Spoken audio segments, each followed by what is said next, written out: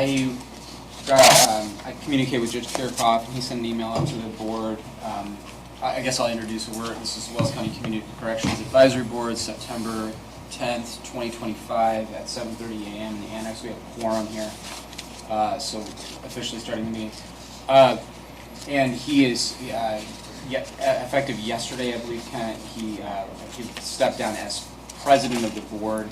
And I talked to Scott as well, Scott Holliday, who's the vice president, and he also is stepping down as vice president. That leaves me as the only member of the executive board. So I'll call the meeting. I can run the meeting tonight. What we'll do is at the next meeting, we'll slate new candidates for executive leadership, and that'll be on the agenda. But I'll go ahead and go through the agenda here, if I can pull it up real quick here. All right. So the meeting's been called to order. We have minutes. Our last meeting was June 11th, 2025. We also had a special session on July 11th, 2025. I need to ask for if there's anyone out there who would approve the minutes or move to approve the minutes of June 11th, 2025. So moved. Is there a second? Second. All right. All in favor? Or any discussion? Sorry, any discussions? All right. Then I'll call a vote. Approval of the minutes? All in favor say aye. Aye. Opposed, no. All right, and same thing for the approval of the minutes of July 11th, 2025 special session. Do I have a motion to approve those minutes? So moved. All right, do I have a second? All right, any discussion? Hearing none, call for a vote on the approval of those minutes. All in favor, say aye. Aye. Any opposed? All right. I will abstain from that one. All right, thank you. So Scott's abstaining. All right. So we have a new director, Madison. Madison, I think we deserve one, but do you know everybody in the room? I do not. Okay, so I'm going to start it off here, and I'm Colin Andrews, prosecutor, and so we can go around the room and introduce ourselves. Laura Dalrymple, victim assistance. Lisa McCormick, auditor. Andy Antrim, Judge, Wells Superior Court. Scott Holliday, Sheriff. Ken Kirchhoff, Wells Service. Stephanie Eddie, Wells County Probation. Greg with probation. Today, Holderman, Wells DCS. Holly Gaskell, Louisiana. Samantha Sadler's Blake Garber, Commissioner. Eric Kiefer. Andy Erler, Redstone. Harold, Principal at Bluffton Middle School. Brandon Harmon, County Council. And I'm Madison Hake. Well, welcome, Madison. It's on the agenda to introduce the new director. I know Madison came from Adams County and had been working in Adams County Community Corrections. Was able to meet her husband and some kids over by happenstance at one of the restaurants in town. So that's about all I know about her. So why don't you introduce yourself to the group? Yeah, so as he said, I worked in Adams County Community Corrections for about 7 years as a case manager. Loved it, but then this opportunity came up, and so now I'm here and hoping to make Wells County Community Corrections successful. All right, so Madison, this is your first meeting. In the director's report, usually the director gives us kind of an update of what's going on, maybe some things from the last meeting. And particularly on this agenda, there is a discussion of the monthly census report for May, June, July of 25, and the DOC financial report for May, June, and July of 25. Could you give us those? Do you have them? I do. I mean, what specifically do I need to report?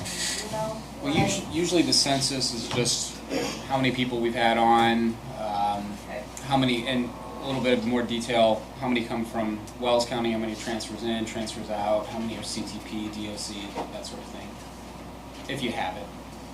So, I mean, I have what Carla had sent out with the meeting minutes, and so it's got the 3 different, so from May to July each month, adult cases in May, we had 21 and then 3 juvenile.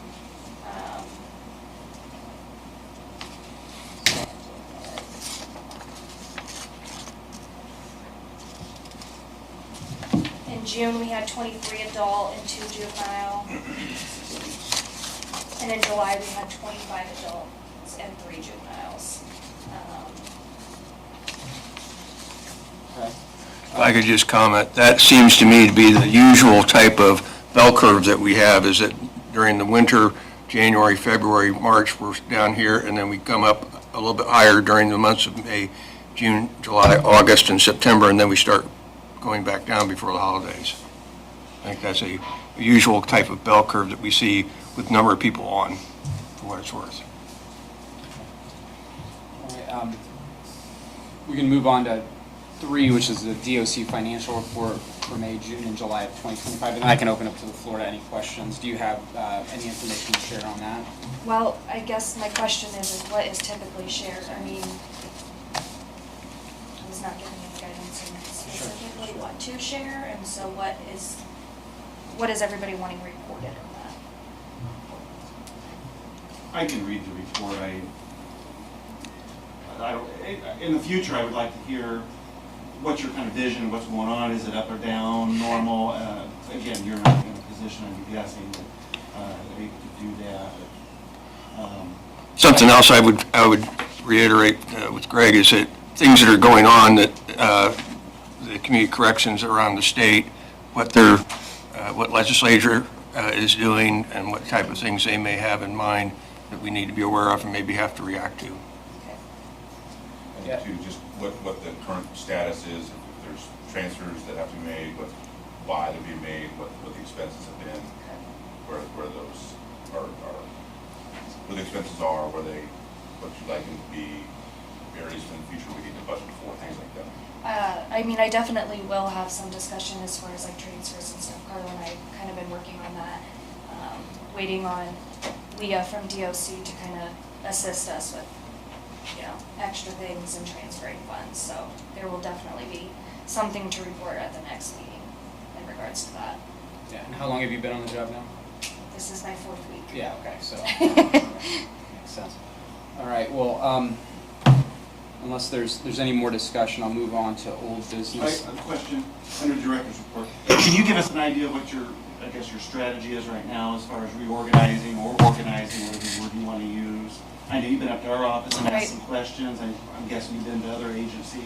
Can you kind of give us an idea of what you're looking at as far as change, no change? Yeah, and so I do have some things like to bring up in regards to some changes, so I don't know if now is the time to get like some board approval on certain things, but really I've just been trying to get an idea of like how, our referrals come in, if it's probation's case, if it's a direct commit, just kind of how we're handling those cases in-house as far as case management and drug screens, all of those things, just kind of trying to get a grip on that.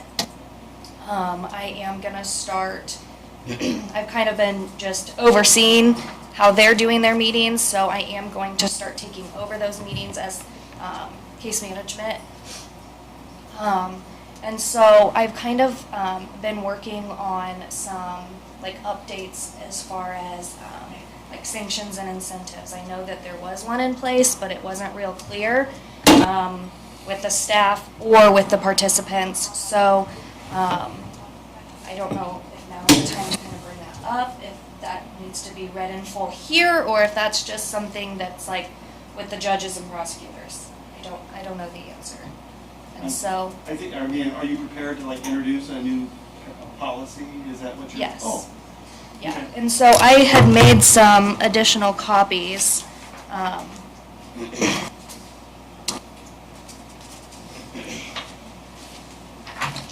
Again, this is just kind of, a rough draft, but I wanted to implement, so the first page, when you get it, is sanctions, and then you've also got your incentives on there. So I would like to be able to handle certain things in-house. So these are going to be your minor offenses. And I've listed some of them before. or down here on the sheet.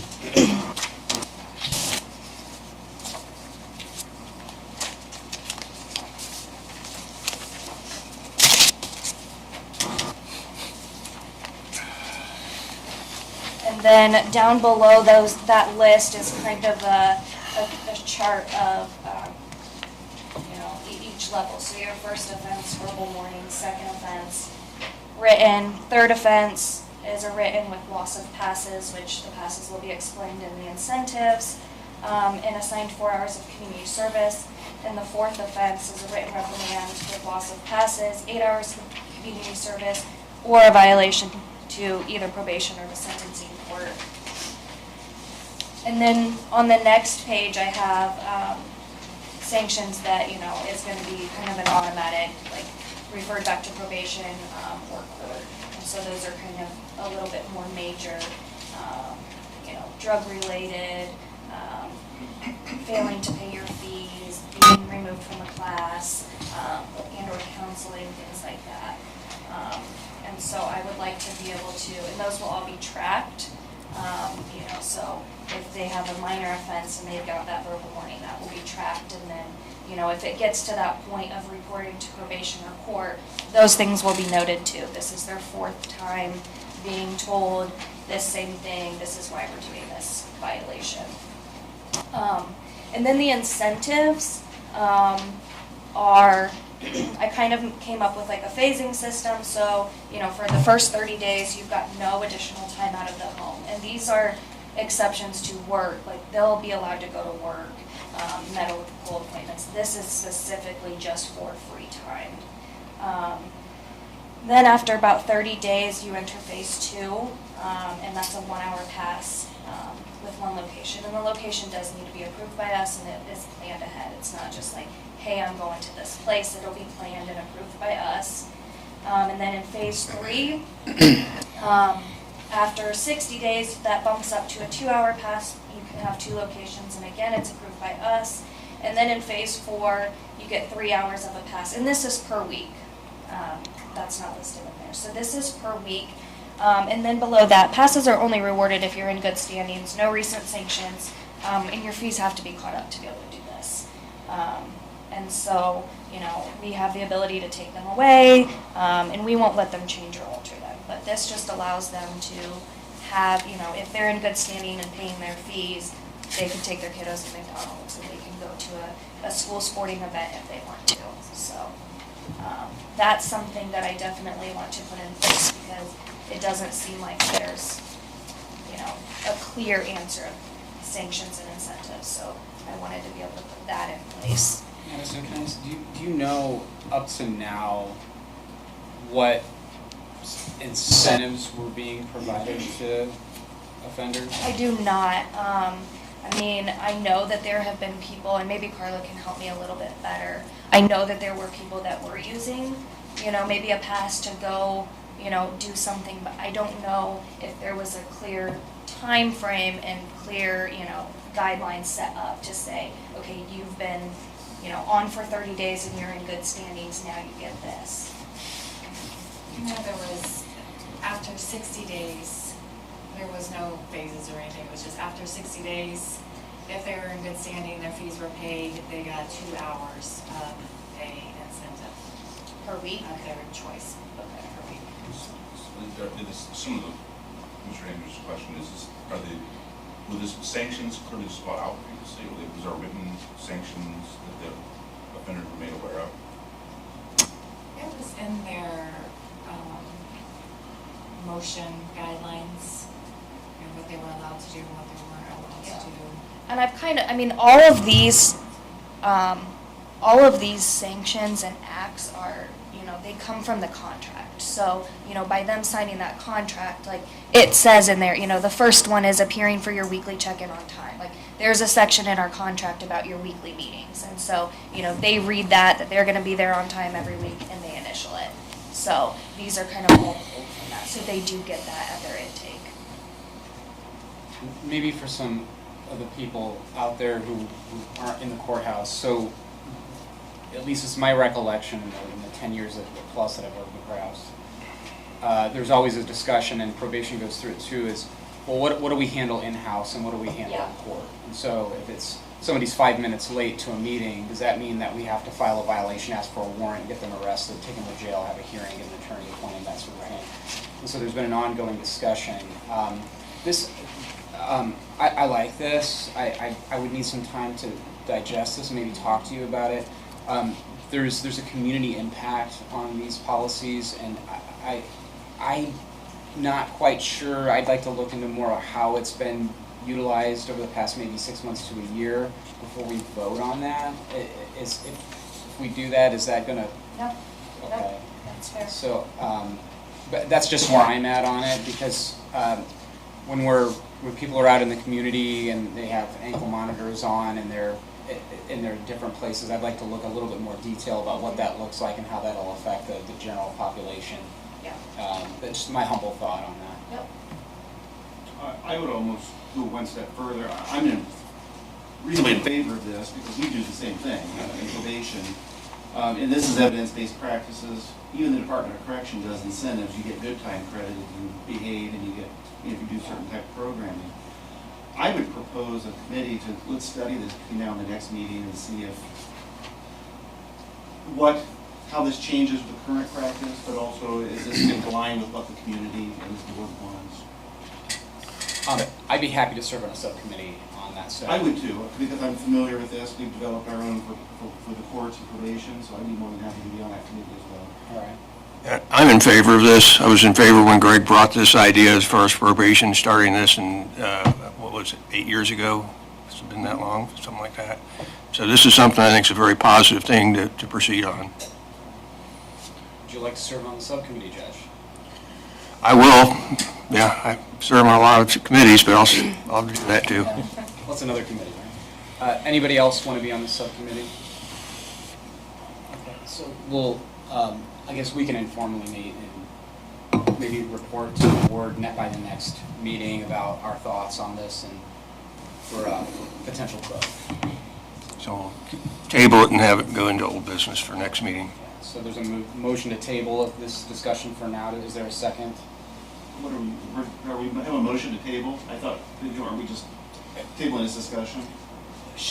Well, the way Madison brought it up, she said we could vote on it today, so I'm not quite sure. We could just informally table it. There hasn't been a formal That'd be my motion. suggestion. Okay, all right. I'm not a Robert's rules. Well, this is Expert, the first community corrections board meeting I've ever run, so thank you. All right, so we have a subcommittee, and we'll work through that together. If anybody else wants to be a part of that discussion, we'll send out emails to the board to let them know if we're meeting or what materials there, if there's any further interest in that, since it is informal. Okay, Madison, I don't want to steal any of your thunder here. Anything else you're thinking about? I have a lot, actually. Okay, go ahead. So I know that this year the fees were increased from $14.50 to $15.50. But I wanted to talk about an additional increase for those who are on the Scram unit. And the Scram unit is the portable alcohol breathalyzer that they are required to take home. Sometimes that is ordered through court, and then sometimes that's just at our discretion if, it's an alcohol-related offense or it was a domestic and alcohol was involved, we can add that. But currently, we do not charge extra for that device, but Community Corrections does pay for that device. So I have totaled it up, and in the year 2025, we have paid $11,198 to Scram. And we've not collected any additional fees for that. So I wanted to propose that we would be, I would request that we could charge an extra $3 a day to cover the Scram. So somebody who's on a Scram unit would be paying $18.50 a day, while somebody who is just on a ankle bracelet would pay the $15.50. And currently we have 20 people on our program, and over half of those are on a Scram machine. Yes. What's the cost? Is that our cost of the $3 per day? It's actually $3.75 that we pay We're still today. losing So a lot. we would, yeah. I mean, making money on the bracelets and those kinds of things, so. Is when the 1550 was calculated, you may not know the No, answer. Do you know that was calculated into that cost I- at all? I know it was based on what we thought an average hourly rate worker would make. So 1 hour of that was the cost that we came up with. And I don't know if that is an accurate number, but I think that was that's my understanding. I'll make a motion that if the users of that, users of the Scram program pay the additional cost to absorb that cost for the county. So there's a motion, do I have a second? Second. Second from Mr. Harnish. Any discussion? Are we charging this $3, or why shouldn't we charge $3.75 and not lose money?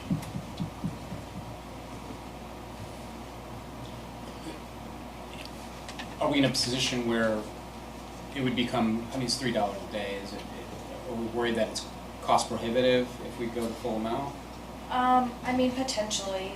I mean, I feel like even at $15 a day, you know, that's sometimes cost prohibitive, but people still, you know, make it work because they want to be out of jail, they want to be on that program. So I would not be opposed to, you know, even $4 additional to cover that.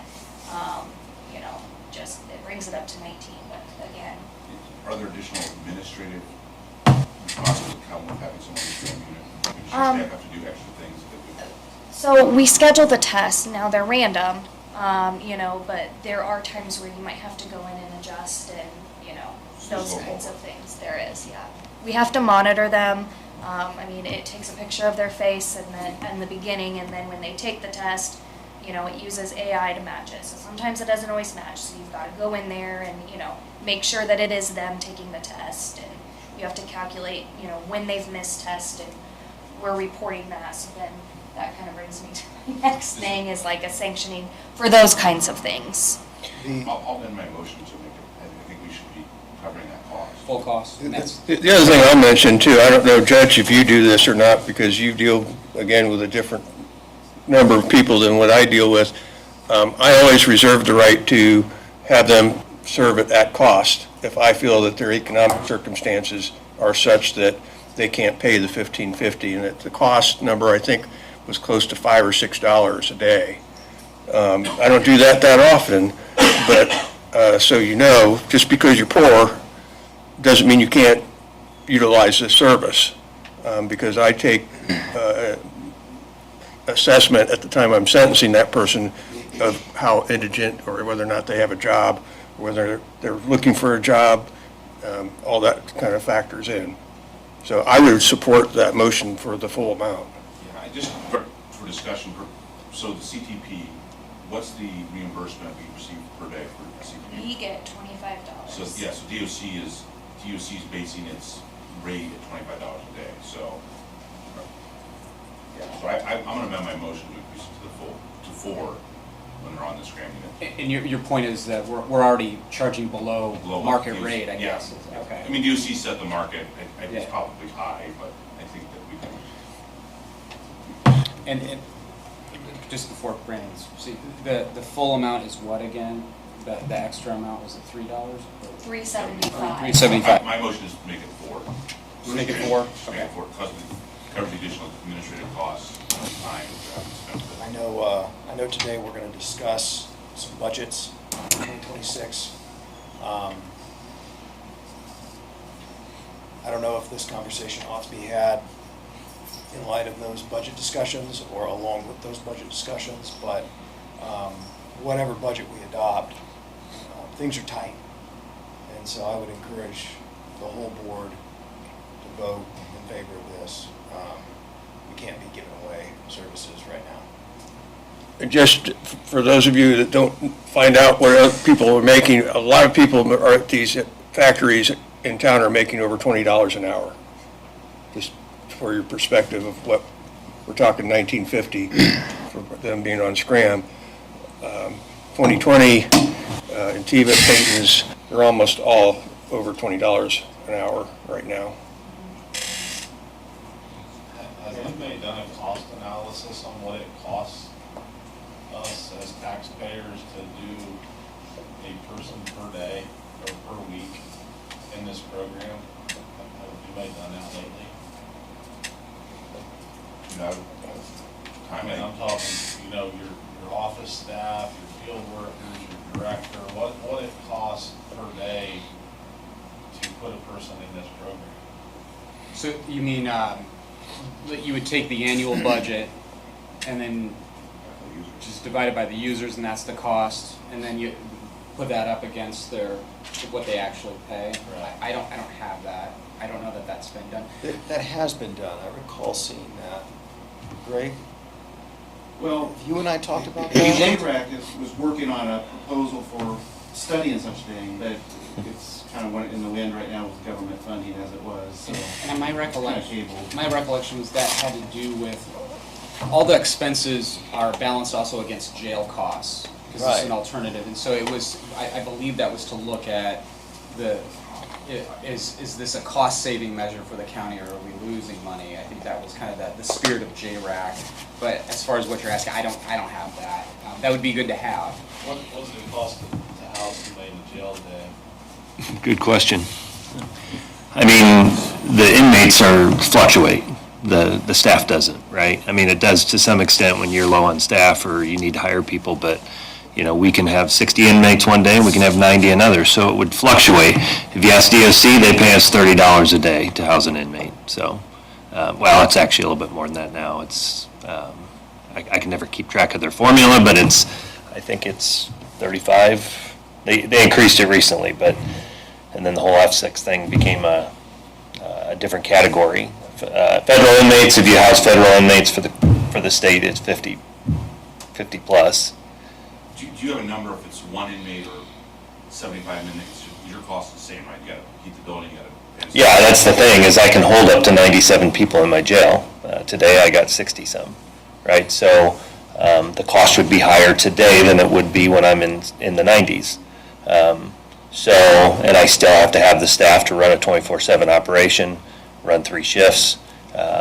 So it is hard to do that. You can throw a number at it. Again, like Colin suggested, you can take your entire budget and divide it out by the number of inmates, but you can do an average daily inmate. But yeah, that hasn't been done for a while, but. And now that I recall this, Brandon is right, during the budget, or the subcommittee, we did do that. We did divide out the budget per inmates and probationers and community correction detainees. I don't remember the exact numbers, but that was done. But it wasn't what I would call a true analysis where you go in and, you know, how much per person. So that's what JRAC was looking at. But we did do a gross number, and I don't remember off the cuff what those numbers were. The other cost is really not that attainable, is when we have people who have medical issues that are placed in home detention versus out at the jail. The cost to the county, if you have someone going inpatient at a medical facility, is quite substantial. If they are placed in the home detention, they're responsible for their own costs. So like, kind of like when we were in the trustee business, we got their financials, so we got to figure out what kind of financial shape they were in. Mm-hmm. That certain client, is that something that you do before you put somebody in this program, or you're just kind of looking at their work history and giving it a guess on? I rely upon their defense counsel to give me that information when they have someone that's in that dire circumstance.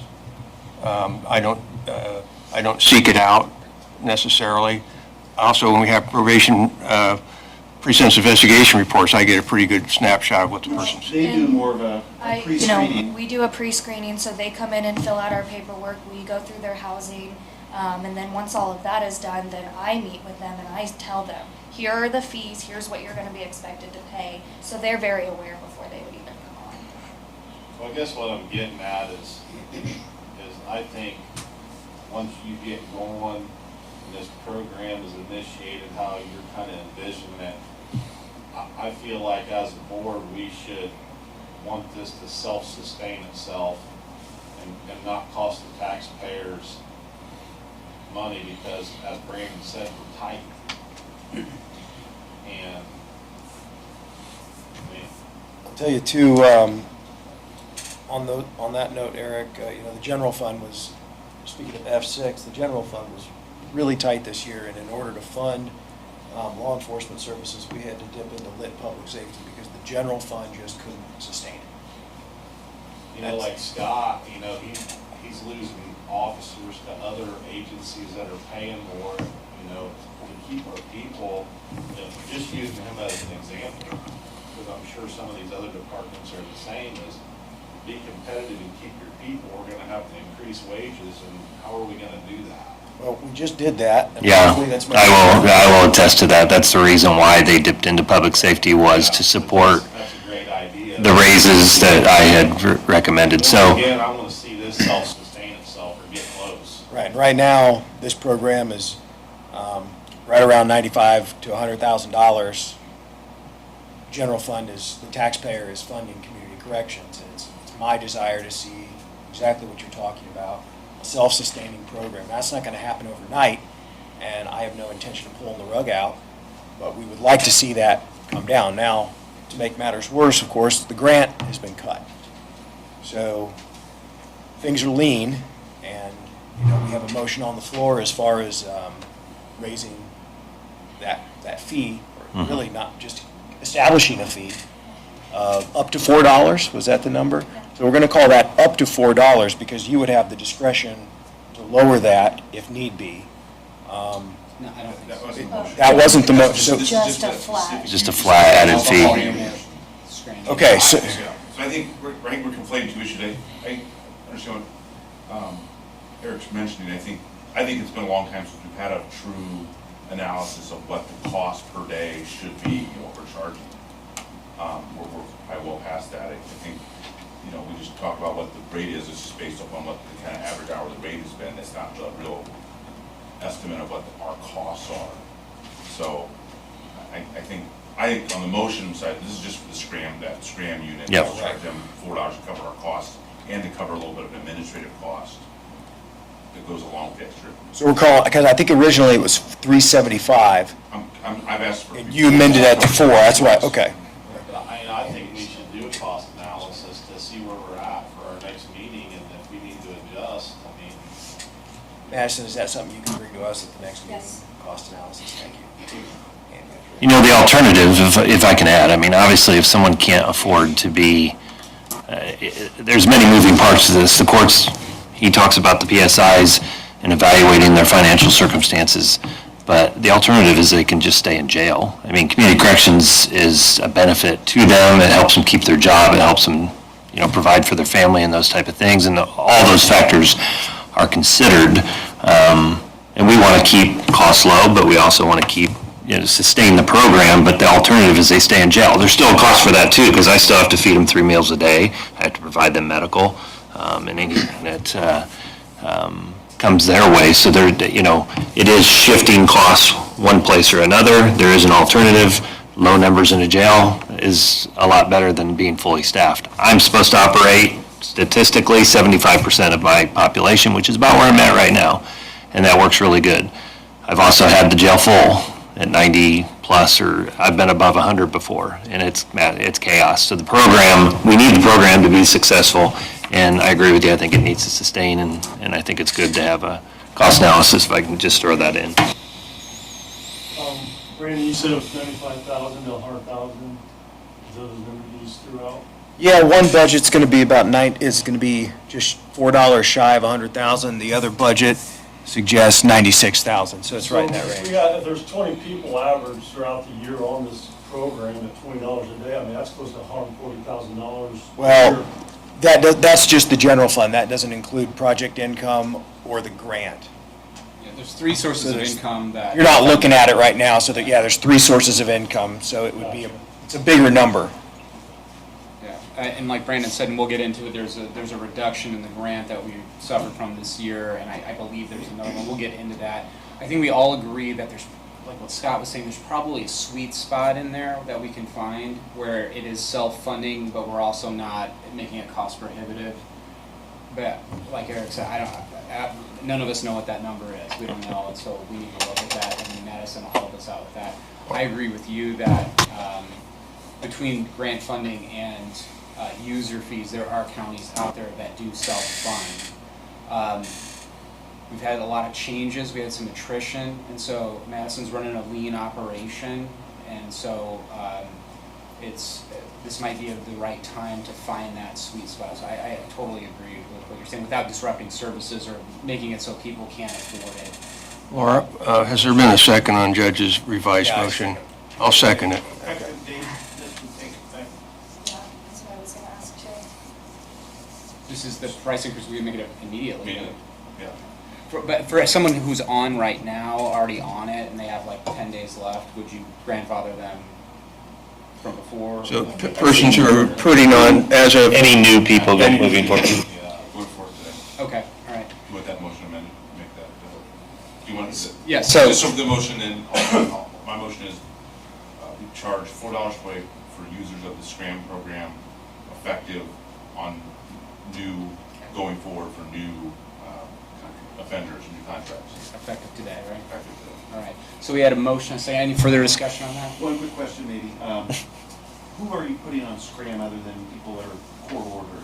I mean, every now and then we get a court Yeah. order that says, I want them on the alcohol unit. Who So, else are you putting on? you know, I think anybody who has an alcohol-related offense, so DUI, you know, or maybe the domestic involved alcohol. You know, and that's kind of why I put in there, like, up to the discretion of, you know, Wells County Community Corrections. So if it's not court-ordered, then, you know, we can say, okay, this person, you know, had alcohol in their offense, so. Can I, so, there's the whatever the crime was, let's say alcohol related. Let's say you have somebody in there that had driving while suspended or something like that, but they admit to you that they have a pretty severe alcohol problem. Right. Do you want the discretion then to just, to put them on that Yeah, unit? Is that what you're yes. saying? Do you have a policy in place and who you, or maybe even in your head of what that would look like? So I kind of have like a scram policy that I put out that, you know, so scrams will be assigned to offenders on a case-by-case basis by Wells County Community Corrections or ordered by the sentencing court. Any alcohol-related offense or alcohol being involved in the offense will have a scram device assigned to their case. And then I also, you know, this can be up for discussion on the sanctions and incentives, but scrams can also be used. So say we have somebody who's just on for a drug charge and they just have an ankle bracelet, but they test positive on a drug screen for alcohol. You know, maybe a scram can then be assigned. You've got a scram now for 60 days added to your case. And so that can be used then as an in-house sanction. So that we aren't consuming more time, I'd like to be able to talk to you about how you're implementing that, because I think you could use the ETG tests from the urine test, which cover a several-day period, in lieu of these on some Okay. situations. I'm not saying I like the scram, but I just want to see that we're utilizing it well. And not, I mean, that $19 is expensive for somebody to be, but in the same sense, if they need it, they need it. So I'd like to be able to talk to you before, again, not to further this discussion. Okay, any further discussion on Judge Kirchhoff's motion? All right, I'll call a vote. All in favor, say aye. Aye. Any opposed? All right, motion passes. Final item on the agenda. I don't know if I she's have done more. yet. Oh, really, sorry. I'm sorry. This one can be very quick. We currently do not charge a transfer fee. So if we get, you know, somebody on home detention, but they live in Marion County, we do not charge a transfer fee. So we are having them complete paperwork. We're communicating with the other counties. If they get accepted, we're watching that case to make sure it's done. So I am requesting that we charge $100 for a transfer fee, and it's non-refundable. So if the other county says, no, we won't accept them, we've still put in the work, and so we, Is that statute authorized, is there a statute on that? There's for probation, that's what I'm asking, you know? I guess I don't know the answer to that. I know that a lot of surrounding counties You charge. charge it, but you don't know if it's the I statute. don't know. If- I can look into it. If we're allowed to do that, if the statute allows it, or even requires it, is $100, is that standard? Yes, Okay, that's what I To told whom you. is that charged? That fee? to the offender. To the offender? Yep. And so before we would send any paperwork to, you know, the other county and communicate with them, they would be paying that. And we would be absorbing administration costs, we would have no fees other than a transfer. Correct, Is that what you- yes. okay. Yep. I'd make a motion to support that, provided that it's allowed by statute. I'd second it, and with a quick comment. Probation's a 75. I don't know how to calculate that amount. It doesn't, I mean, again, it helps us be able to create a file, but we're still gonna collect user fees on top of it, so. Is your statute a cap of 75? I believe that, I don't think it says it in code, I think it's the judges, because we're all, the statute will say that a amount to be determined by the judges. Sure. I.e. In services, you wouldn't, on a transfer out for probation, we still monitor them at some level. Very distant, but we still maintain a file. We'll keep a file, yes. And when you transfer out, that's it, your hand's off, right? No, I mean, we're not meeting with the participant, but, so say they've got 30 days, so we're transferring it to Marion County. We're gonna, after that 30 days when we know their release, we're expecting to get an update from, that transferring county saying, hey, they've completed it. So you maintain some type of file. Yes.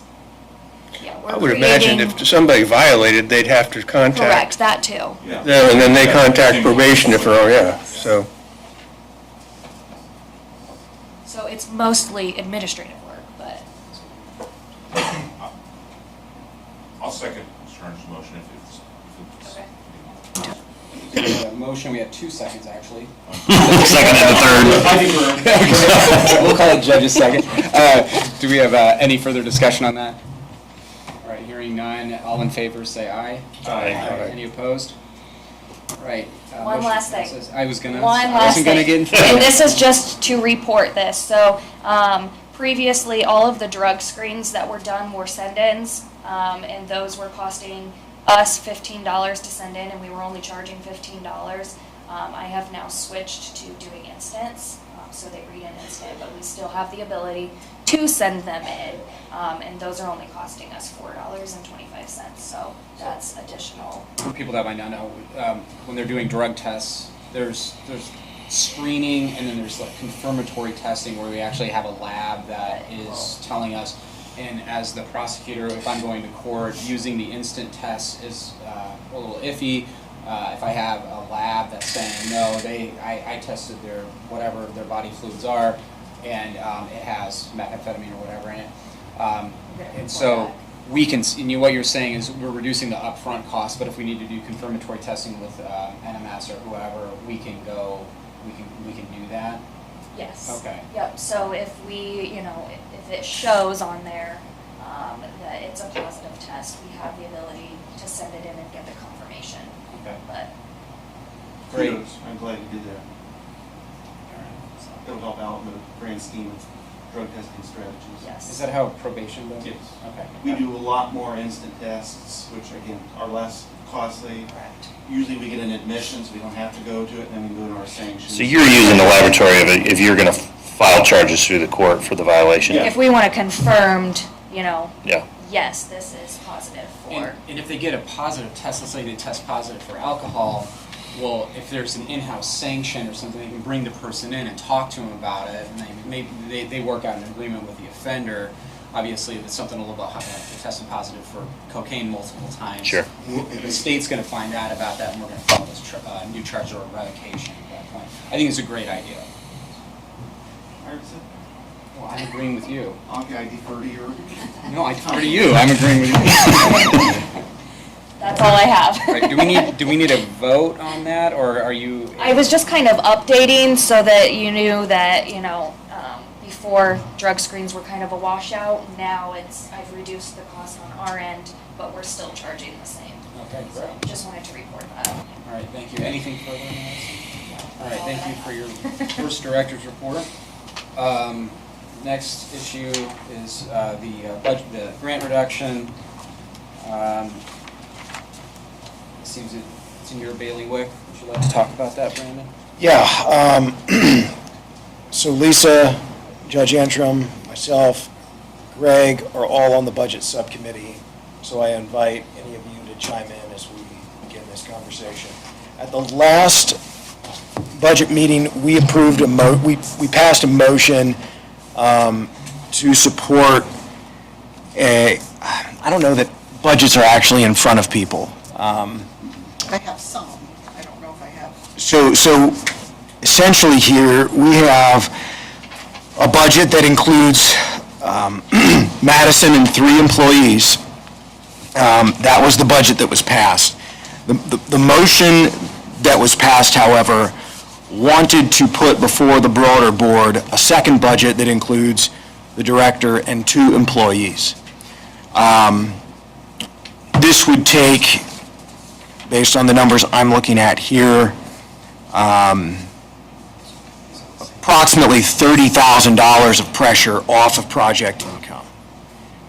Is that what you're seeing? It's difficult to talk numbers when everybody's not looking at the same budget, but we would be looking at saving project income an additional $30,000 if budget number 2, if you will, was agreed to by this board. That's, Wasn't there a 4-1 in favor of Lisa's budget? It was 3-1? Yes. Okay. That was a recommendation from the board then? right, so the recommendation from the board was, That's the 99.6. yes, that's correct, Judge. Okay. Recommendation was, from the board, was Madison and 3 employees. We did want to bring the other budget to the group, which would be the director and 2 employees. The concern, as we've discussed, is the pressure on this operation financially. In the time since that meeting, we received an email from the DOC encouraging us to consider a further reduction in staffing in order to strengthen project income. This is based on the number of participants served, prevailing best practices. So they're suggesting that maintaining 2 field officers may not be advisable. They're suggesting that it may be beneficial to review caseloads and take a more hands-off approach with low-risk participants, while ensuring that the field officer is utilized for moderate to high-risk individuals. This is out of my area of expertise. We have law enforcement professionals in here that I would welcome their input on this. I just know the motion that was passed, we approved, we agreed that Lisa's budget is a good one. Can you give me clarity, Brandon, this 3-1 that the judge is talking about, what was passed, was that passed in a board meeting or in the subcommittee? In the budget subcommittee. Subcommittee, Yes, gotcha. yes. We felt comfortable with Lisa's budget. We wanted to bring the other budget, which I think Greg had prepared, to the broader council, to the broader CCAB. And again, since that meeting, the Department of Corrections had sent an email encouraging us to take a very strong look at Greg's budget. So with that, I think I've done my part here just to bring that forward. My position has been that I think we ought to stick with Lisa's budget, at least for next year, and let Madison then do some work to see whether or not another reduction is something that's proper. I don't know that she's had enough time between the 4 weeks that she started to today to really make that analysis, and I want to keep our department where if we're going to reduce, we have a plan to reduce, not just pass a budget today without having any plan. But that would also require you to eliminate a current position, correct? That's correct. The budget which Greg had prepared we would have a director, 1 field officer, and 1 CMT. What was the staffing prior to Blake's departure? Total number? Total number was 8. That included, of that 8, 2 were part-time. 6 full-time, 2 part-time. Right now, we're 4. We had 2 case managers, we had 2 field officers, we had Carla and Blake as full-time, and we had 2 part-time part-times. field officers. So correct me if I'm wrong, the way you're currently doing it now, you're director and a case manager? Yes, I haven't started the case management yet, just because I'm still kind of getting an idea of everything, but that is the plan. Yeah. And this is DOC's recommendation. Is future grant funding dependent on reduction of staff? If we are able to, we just did some increases to project funding, do we know, will that change their analysis? They're just telling us they think that this is, are they telling us that because they say if you don't get this in line, we're gonna reduce funding? Is that what they're? Well, and the other question is, take for example, we were hit harder than other counties. Was it because of the volume of offenders on the program? Total couple, we weren't utilizing incentive and sanctions, and our numbers were low. So if our numbers increase, if the program's more trustworthy, if the numbers increase, and/or we putting things in place, is the projection that they would not ding us as much next year? And regarding the numbers, I don't, so I know there was some criticism that I'm not putting enough people on it. I don't know that my population of offenders. Well, yours is a harder population to put. That's what I'm saying. I don't know that my population are ones that are suitable for it. I'm gonna read the email. Well, I've seen the email. I just wanted to, I guess I was just trying to say into the factors, what I just don't. What affects that number? I don't think this population is out there going to grow 100%. We're not going to double. No. You know what I mean? It's just. Sure. To Colin's question, they say, so she says, at this time, the agency may allocate funds in the manner it deems most appropriate. That said, we encourage Wells County Community Corrections to adopt a budget strategy that prioritizes long-term sustainability and aligns with evidence-based practices. I don't know if that's a threat or not, but When Scott Tomino was the interim director, he went to the director's meeting just prior to Madison's coming in. They told him to expect another round of cuts next year across the board. DOC's expecting a reduction. That was what he was told at the meeting. I know from conversations with the representatives from DOC, I'm not trying to keep ringing this bell, but we had some issues. That's why they were in favor of it, looking at a merger.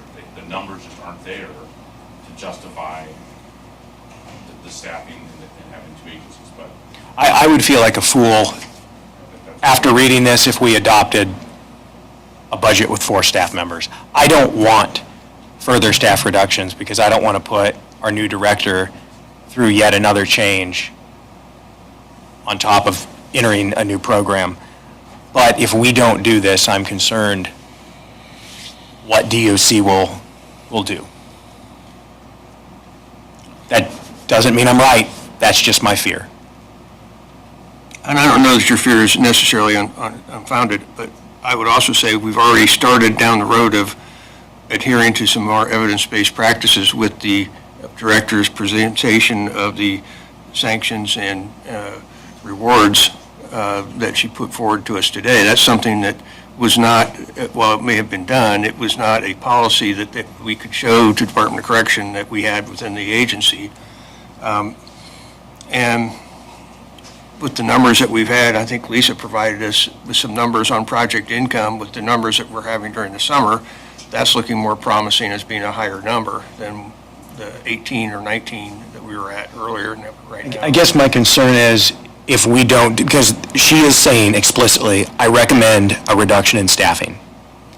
And if we don't follow their advice, based on the previous comment that we will allocate funds in the manner we deem most appropriate, and then we don't take their advice, I'm concerned that all the progress we make with the new evidence-based practices, increasing the number of offenders on the program, with the new fees we established to strengthen financially the program, we do all that, and then there's another grant cut.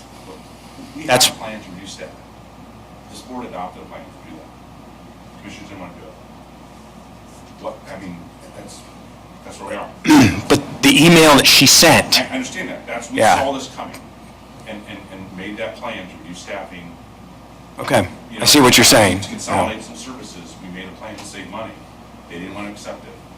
So. Yeah, now here we are. So, and my concern is after DOC looked at these budgets, they sent this email. I'm going to make a motion that we adopt the budget that was recommended by this committee at 3-1, that being Lisa's budget, which includes present staffing, and I'd be more than happy to take a look at it in the next year's budget, but I don't, anyway, I'll put that motion forward. Can you clarify, what's the current staffing? How many people are there? 4. 4. Director. Usually it's 8. We went from 8 to 4. Yeah. In the last year. Was this email? In this budget, we still have 8 on this budget that we're not spending money on. It's next year's budget that we're talking about. Okay. So was this email sent with DOC thinking that we have 8 or 4 people? 4. This email was sent after the subcommittee approved these budgets. This email to me, Yes. this email was sent prior to the committee meeting, because I wanted some information to go to the committee meeting. The committee meeting met, and like that afternoon, if I remember right, I got the email response, and I shared it with the. Okay, so it was right before the committee meeting then? Okay, I have my timeline wrong. We Eric? used to have 3 field officers. Was Nick a field officer? No. He was a case manager. So was the email prior to Nick leaving and that replacing that position? I don't recall, he left before. He left before that. We were still trying to decide what the 2026 budget would be for this, as the committee action, our final meeting on that. Our And I budget, probably sent that email request to say, what input do you need? And that was their reply. our budget meeting was July 16th. So I probably sent it out the Monday before. Okay, you sent it to her and then she replied after the meeting. I think that's, yeah. So, we have a threat of further reduction. Part of that threat is just across the board cuts. That it has nothing to do with Wells County, from my understanding.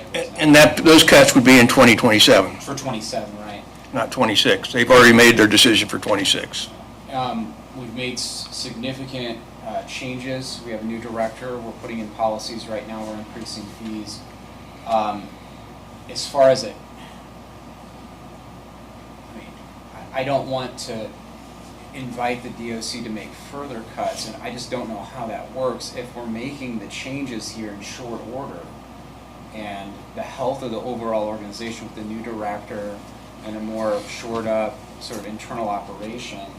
What is your sense, Brand? Do you think that they're just looking at staffing, or do you think they'll take that into consideration? I just don't know what they'll I don't look think anybody at. knows. I mean, I think that's the thing. I don't think anybody knows what. This mysterious force out there that's out there. And then I also wonder about timeline. I don't know when they make those grant decisions. I think it was in the late spring, early summer. They were starting to talk about the grant disbursements. I don't know when they go into that analysis, when they start doing those meetings down at the DOC and allocation. We found out at the end of June, what the. Yes, it was the end of June. What it's gonna look like, what we were working on at the end of June. So what my question is, if we maintain where we're at, even though they're saying, hey, you need to reduce further, but things get better, do we have enough time to make them? But I just don't think anybody knows if that could sway their thought, because I'm loath to reduce staffing, especially in a decision today, if we can avoid that and just make things better. But I just don't know the answer. Maybe that's a question for the DOC itself, and what that would need to look like. Was there a second to the motion? There was Not not a yet. second. When does this budget need to be turned in? They have submitted to the state the budget that was approved by the budget committee, because they had a deadline of September 1st. So if a different budget is accepted, you can modify that? Yes, we informed them that the advisory board had not approved it yet, but they told us, submit what you have so far, and we can make changes. So once we agree on the submission, then it goes to the commissioners for their approval. I'll second that motion. Okay, so I have a second on adopting the budget that was passed by the subcommittee, correct? And that the overall number there was that $99,996. I don't think we had both budgets for everybody there, but that most pertinently has the same staffing level that we do now. So that is the motion on the floor. Is there any further discussion on that issue? Okay, hearing none, I'll call a vote. All in favor of passing the budget that was recommended to the board by the subcommittee, say aye. Aye. Any nay? No.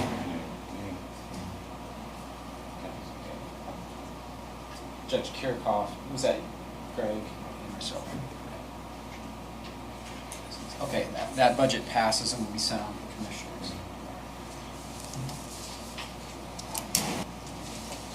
I don't have any new business. I don't know if anybody else has any new business. With the change in leadership, somebody's gonna have to take that to the commissioners. Is that how that works, Lisa? Will somebody have to present that? I think our director presents the budget. Just so there's clarity, and I know you canceled the next commissioners meeting, correct? Yes, it'd be October. Okay. 6th. Yeah, there's always Well, a, wait, point of order, if the budget the judge, if that's been the one that's already been submitted. You wouldn't have to, right? There's nothing to submit, Okay. there's been no change. They just said only if you modify, Correct. then change it. Yeah, that's what passes, but that's the one that's been. okay. And it's the one the council already passed too, correct? Brandon? Do we as a board? look Yes, at- yeah. I mean, council was, yeah, preliminary. Council was aware that there could have been a change, but if there was a change, then modifications would have been made, but my understanding, there's no further action needs to be taken by council. Thank you, Judge. As far as new business, do we have meeting dates upcoming? I'll do it. Eric, do you have? Like, do we as a board maybe pick a time to review what our new director is doing, where we're at financially at some point, and say, okay, we're not doing as well as we thought we were, or we're doing better, to maybe come up with an idea of keeping a budget kind of like what we have now, or plan a reduction for next year? I can maybe answer that. We can always reduce next year, the same as we reduced this year. It doesn't prevent us from still doing that. We're just budgeting so that we have the money to pay for that type of personnel if we go the whole year with that type of personnel. For example, the case manager jobs that we have in our budget are still there in the budget, and that money will be returned to general fund. Am I correct, Brandon? Yes. Yeah. There's So, over 30,000 that won't be. so there's, what we don't spend goes back to the county general. And if they, I mean, like in anything, especially me, turnover, if the directors still lose or somebody moves on to another position, which has already happened this year, as a director or administrator, they can make that choice to not fill that position. I understand that. What I'm saying is, do we revisit this in November and say, okay, this isn't going the direction that we thought, we need to think about reduction? So I would, the board should always be aware of those issues. That's always an issue in front of the board. So if something needs to be placed on the agenda, any board member could do that. I think that there should be an expectation, at least given to Madison, about, if there, let's say, like, we'll call it an employee review. We're going to do those sorts of things. Judge Kirchhoff, we've talked about that, and I believe we were doing a lot of that on kind of looking into those things. So that's the job of the board, so we're always doing that. But if probably a more formal process of looking at this, talking with Madison, hey, how are things going? What can we do to help you? Are you doing what the board asks you to do? From my limited kind of work in other places, a lot of times at the end of the year, that's what people start to do. They start to look at where are we at, kind of do a year, and then Madison can give a presentation. And if we needed to, we're all together, Madison's boss here, and so we need to act like that all the time. So I think it's a good Kind of idea. what I'm getting at is can we do maybe every month, every other month, that she sends us some financials so we can look at them? That's what you get the financials on there for, and that's what we started having Blake do that, to bring that financial, so we knew, kind of had a little bit of a picture. It's still hard to put it in context, but hopefully we can start asking some better questions to understand how the whole budget's going together. Last year, prior to the grant application, that's what kind of has gotten us to this point, frankly, is we had that subcommittee, and I think that was a good practice, to have that subcommittee look a little more intensely at the budget, so that when the grant application time comes, we have a better idea of what we're voting on. So I'm anticipating probably the first of the year, renewing that motion to have a subcommittee to look at that budget, to examine that for that very reason. Well, like said, February is kind of when the budgets kind of start, so do we The need grant's due in like March. Yeah, so do we need to, start saddling this pony in November? I agree. The fact that we have to submit a budget to DOC in the spring, that may change in the summer, and then that may change again in October. It's a constant issue. We're gonna get an idea of what changes she's gonna make and what financial impact that has, so, I think we need to be conscious of that. Yeah, I agree. The next two meetings will be important if everybody can attend, just to be brought up to speed. That's really important. Okay, question, someone asked a question about. Our next meeting date, we know when that's scheduled for. December 10th, is, we don't know if it's scheduled for November. All right, it's December 10th. 10th. Thank you. That's Eric's question, that's pretty far out, so if we, maybe one of us will call a special session if we feel that there's issues. I want everybody to know that, and Madison came up and met with me their second day here. We've been talking a fair amount. She's been on top of a lot of things. So I'll be keeping an eye on that. If I feel like we need to meet, I definitely can call a meeting. As much as I hate bringing people out at 7:30 in the morning. Well, since we've got a history now doing it, why is the subcommittee, the budget subcommittee, continue to meet and discuss that? We could have it standing if they're willing to do it. It makes sense because of there's two calendars that we have to work with, and they overlap in a weird way. To Brandon's point, or to Mayor, if you get off of the general fund, we don't have to worry about the counties. Right, we're just worried about the grant process. And, we can cut out that October. Yeah, that would be great. Does the subcommittee feel a need to meet in November? I don't. I think. Really, you can just throw some emails out with some numbers and you can look them over, and if you think you need to meet, then you meet. If not, it's like, hey, we're in good shape. Yeah, I'm fine doing that. I mean, Madison, you're okay sending the four of us current numbers for project income? Yes. And, because that's really kind of the number that moves more than anything for us. And then an update on the fees as they are implemented as well. And maybe if you could get that to us, maybe by, Let's give it some time, I mean. I was thinking maybe the November 14th or 15th or somewhere in that range, so that we would have it, and if we need to meet, then that would give us time to meet before this December 10th meeting, and maybe make recommendations. That'd be good. That sounds good to me too. So what was the next meeting date again as it sets here now? December 10th, December 10th. 7:30. Okay. Holly, were you able to get all the dates? Yeah, those were sent to me. Okay, you got everything. Okay. All right. I'll open up the floor before I I call a vote to close. Does anybody else have anything to go to the order today?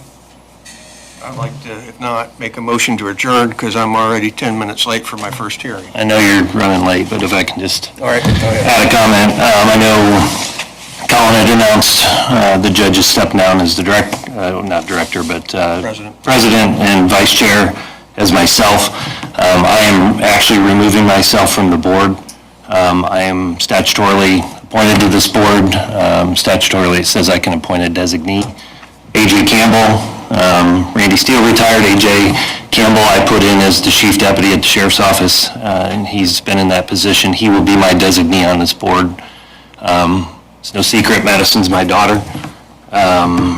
With that being said, I don't think that it's fair for me to be on this board and make decisions for anything related to her. As far as the program, I believe in the program, and the decisions that I make, I don't think would affect anything. I think there's been suggestions or possible, I know this whole process has been contentious.